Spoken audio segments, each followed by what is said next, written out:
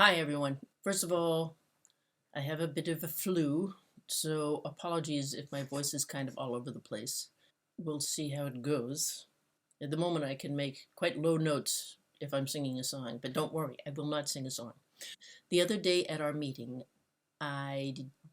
mentioned about labeling your documents, and today we're talking about resumes, and it's particularly important to label your resume with your name.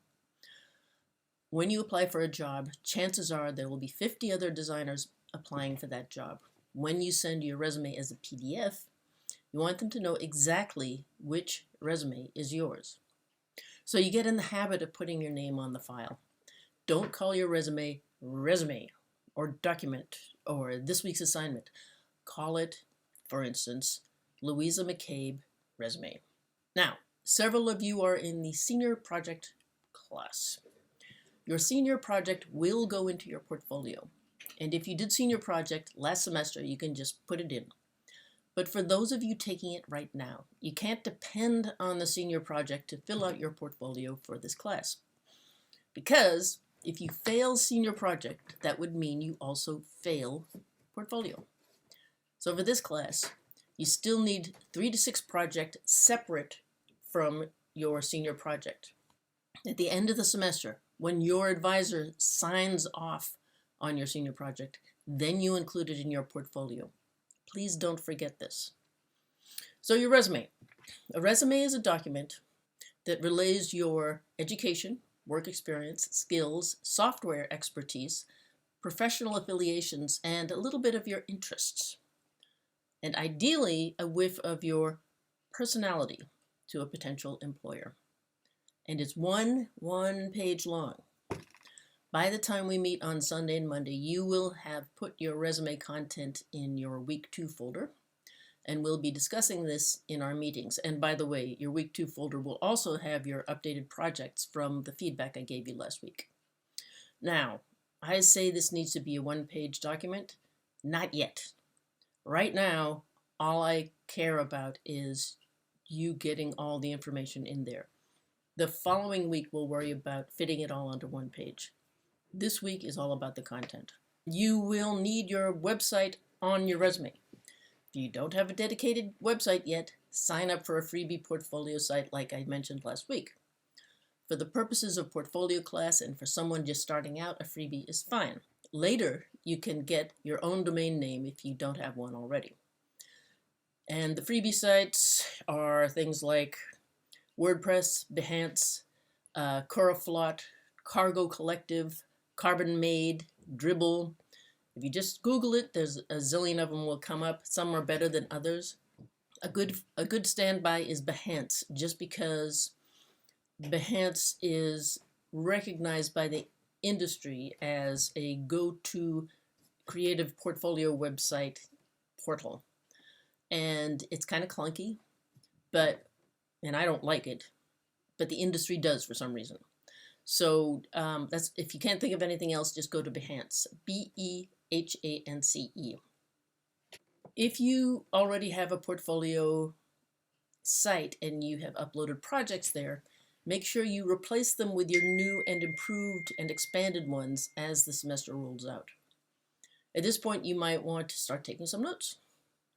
On your resume, you can include a profile. A profile is like an About Me section, just right up at the top, and it's kind of like 2 sentences no longer. And you want to tell employers who you are and what you have to offer, not what I want, not what I'm looking for. You're basically explaining to them how you're going to make their life easier. So first of all, the basics would be you use words like technical ability, which is high, and creative, which is your ability to come up with new things, unlike some AI programs I could imagine. It's also an opportunity to hint at your personality. Are you a reserved person, organized, energetic, thoughtful, driven? Give them a hint as to why you are an interesting person to talk to. You will be including a cover letter with your resume. You can pour your heart out there. Give them much more detail about your background and ambitions. On the resume itself, keep it short and snappy. I will get to cover letters in a minute. Not everyone likes profiles on a resume. I like them because it's an opportunity to encapsulate where you're coming from. But if all you're going to say is, I'm a team player and I want a job, don't bother with a profile. Everyone says that, nobody reads it. If you're making the effort to write a profile, make it memorable. A profile is not a requirement in this class. It's your choice. I like them. Let's talk about it.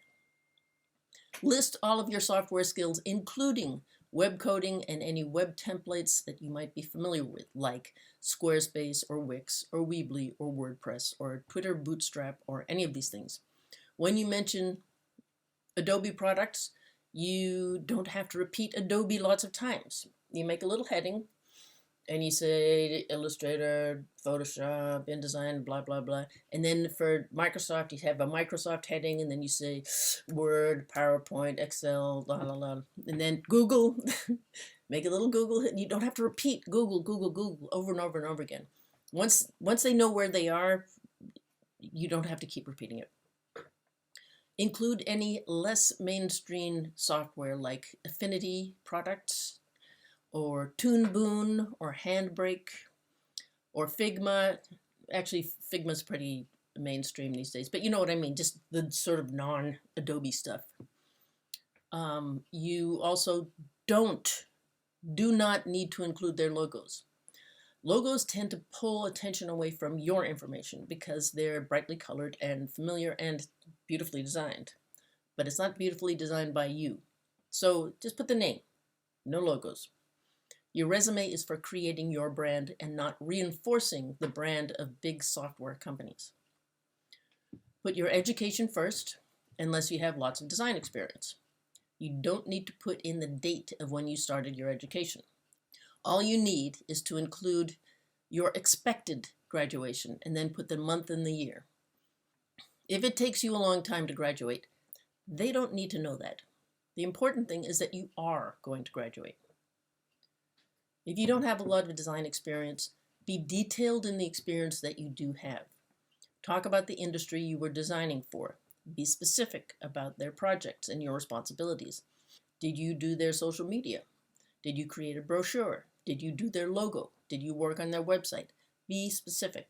Create 2 sections on your resume, one called Design Experience and another called Other Experience. Put lots of detail in the design section and not very much detail in the Other Experience section. The focus should mainly be on your design work. However, there's an exception. If you've had an entire other career and you are an older student and you're moving into design, that's a very interesting background to bring into a design job.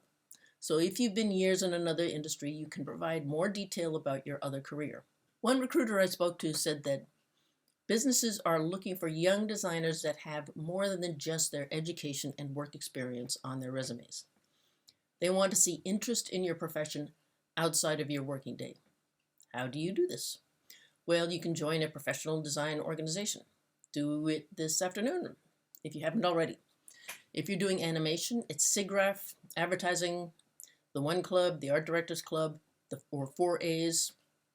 For graphic design, it's the Type Directors Club or AIGA. For illustrators, the Society of Illustrators. For magazine designers, the Society of Publication Design, I think it's called. And there are others. I put a list on Blackboard. You pay for the privilege of joining these organizations. But as a student, you get a discount. So it's a good idea to get your membership while it's cheaper and see if this is the organization for you. Professor Garastighi is or was the co-chair of AIGA Business. I forget if he's still there. I suspect he is. So if you want to ask about AIGA, he's a good person to talk to one way or the other. As soon as you join, put it on your resume. Then go to event. Check it out. See if you want to volunteer to help out. These organizations are great networking opportunities for meeting people in the business, hearing about work opportunities, getting your face around town, and it shows a prospective employer that you are interested in your design career beyond just making a living. The other thing is we are so computer bound, particularly in industry. And frequently, if you get a job or an internship, you're sitting at your kitchen table talking to a computer all day long. So these organizations are very good for, getting yourself stuck into the industry and being known and knowing the right people. But it's also just a chance to talk to people. Talk to people not on a screen, not on your phone, not on a computer. And, remember what it's like to interact with people in the physical world. And this is important because people get depressed. If you live your life on screen, you're just never near anybody. So go to an event, meet people, give them your business card, have a couple of drinks. It's important in this world to be aware of where you are in terms of being off your phone. Phones are great. Everybody loves phones, but there's loads of other stuff out there as well. I'll talk more about this during the semester. On your resume, back to your resume, mention any clubs you belong to in school. If you haven't joined one yet, there is the Ink Club for illustration, the Art and Design Club, and sometimes there's a photography club. I don't know if there is one this semester, but check it out. And sometimes new clubs just sort of pop up and they come and they go. So if you have any questions, ask your professors, find out what's happening. When I was physically in New York, I helped out with the Art and Design Club, and we went to Paris. And sometimes people do cool trips. They go to advertising agencies, or they'll go to a type directors club event. Again, it's a way of getting out of the screen and making yourself known in the industry. And I know a bunch of you are keen photographers. So if you can find the club, if you can't find the club, start a club. There's actually money available for this kind of thing, so check it out. And if you are in any student clubs, or you're a member of the student government, or you work on the student newspaper, put those on the resume. Anything to make you more known to the people you're talking to. And also there are meetups. And if you don't know what a meetup is, it's where like-minded people get together to talk about mutual interests. In this case, if your interest is design or photography or advertising, Google it and you will find a design meetup or a photography meetup or an advertising meetup. And you go and you put it on your resume, and I know some of you have done this already. I went to a meetup back in the day when I was in New York, and it was about UI UX, which was then new. And I met a bunch of people, and there was people actually recruiting at this meetup. So if I had been a young designer just about to graduate, I could have put in my resume right there. This is what I mean about going out and meeting people. Opportunities pop up, but you got to be out there in order to take advantage of them. They also had free drinks. Okay, so your resume is a design opportunity where you can show off your creative skills just as much as any other project in your portfolio. I once got a job interview purely because of the design of my resume, which was crazy, and I got the job. A former student of mine worked as a receptionist in a doctor's office, but then her boss saw her resume and liked her logo so much that she ended up designing stuff for him. Design of your resume is important. However, bigger companies will often want to read your resume with an optical scanner. This is much easier with Word documents. So for this class, you will design a resume, but you'll also have a simple Word or Pages version. As you assemble all your information for your resume, put that info on your LinkedIn profile and make sure your website is linked there as well. So all these sites are talking to each other.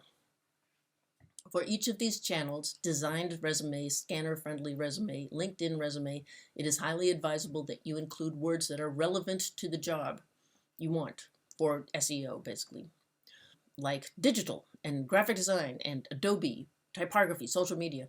Recruiters will search for these keywords, like on LinkedIn in particular or on Behance. I've posted a list of scanner and SEO-friendly keywords on Blackboard in course materials. Make sure these words are included somewhere in your resume and your LinkedIn profile, and it will help recruiters find you. If you have questions about what I'm talking about, bring it up in our meetings. or post it on Facebook, even better, because everybody will have these questions.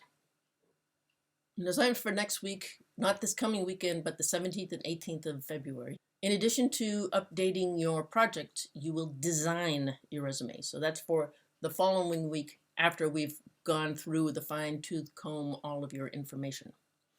This will include logo design, which is now your own brand. Logos are generally your initials, but not always.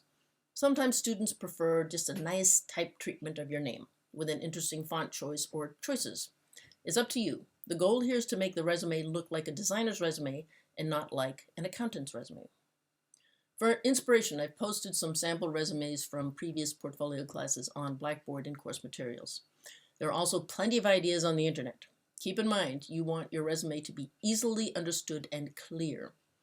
So try to avoid really small or light type or gray type. I know gray type looks very classy and it's very trendy, but for some people it's just really hard to read. So you don't want to push those people away. I generally advise that you use at least 11-point type for most fonts for your body copy on your resume. Don't go too crazy. Think clean, classy, creative, strong, professional. These are due the 17th or 18th next week. There are also articles about resumes and cover letters on Blackboard. Take a look. If you have designed your resume already, I will discuss it with you when we meet one-on-one. Now, a word about cover letters. You need to write a cover letter for next week. You are designers and you're used to telling a story visually. In your cover letter, you need to tell your story in words. It's an opportunity to flesh out your resume. I posted an article on Blackboard which talks about design cover letters. Please write a general cover letter based on tips in the article. Have your designed resume and logo and written cover letter ready for next weekend along with your updated projects. We haven't talked about AI yet, and we're going to have an actual session, and I'm thinking about doing it live just because it's such a big topic. Last semester, I said everyone could use ChatGPT to write their cover letters and then to edit it in order to make it not sound like ChatGPT. The problem was every cover letter read pretty much exactly the same. They're very dense. They're very kind of academic sounding. It doesn't sound natural at all. And all of them said at the end of the letter, and in conclusion, I am looking for the job that you're looking for. Almost nobody writes like that. It's almost like it's something from 30 years ago. So I'm not going to say don't use ChatGPT, but if it sounds like a computer, you're just going to have to start all over again. Because the thing is, if I can spot it, you know that people out there are going to be able to spot it. So honestly, I would try and write it from your heart. And this is an outpouring of you. I'm really want your job, and this is why I want it. And I'm not a computer speaking. I'm a human being, and I'm young, and I have new ideas, and I'm not, AI is basically based on all the ideas that have come up right up to now. But I'm young, and I've got loads of ideas that haven't been done before. I know this is a little complicated. Basically, if you're going to use ChatGPT, it better not sound like ChatGPT. Otherwise, you have to start all over again. The skill of writing is an important one for a designer, and it's getting more and more important because using AI is all about using the proper words. But again, we'll talk about that more later. You can use Facebook Messenger instead of City Tech email if you want to contact me, and honestly, it's kind of preferable because in City Tech emails, everything gets stuck into threads, and they have threads among threads, and it's just a huge pain in the neck. I don't know why they do that. It just makes me crazy. So yeah, Facebook Messenger, very easy, clear, no complication. If you have any questions, please post them on our Facebook page. I look forward to seeing your resumes and your updated work, and I see you Sunday and Monday. See you later. Bye.